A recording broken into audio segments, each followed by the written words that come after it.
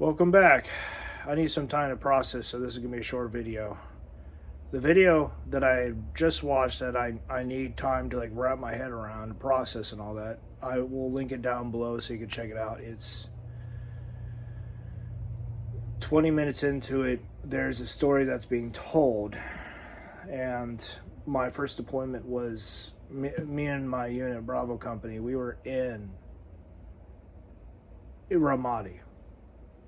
Now, this was probably not right in the same area, but that incident that happened was in the same city, the same place.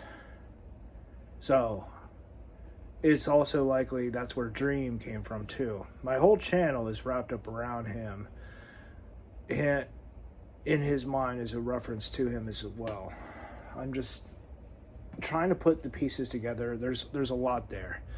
I believe that my parents, who are praying for me every single day, had a very major impact on all of this. Because if he is an Ifrit, or a flying djinn, or whatever you want to call him, that opens up quite a bit more to talk about. And very little of it is pleasant. There's a lot that actually makes sense that I can put two and two together because of all that. But I've never been one to jump to conclusions. There's a lot there that makes me wonder, and I guess thankful, because for a very long time I wondered if I mattered at all and if my story mattered. And this is kind of confirmation that it is. Because here's the thing, for someone who doesn't matter, they wouldn't be having anything like this happen to them. Ever. Nothing traumatizing, nothing so severely damaging that in this way. So yeah, this is just adding some elements to what I already know. I've put a couple pieces together like 5 or 6 years ago, but this is something entirely new.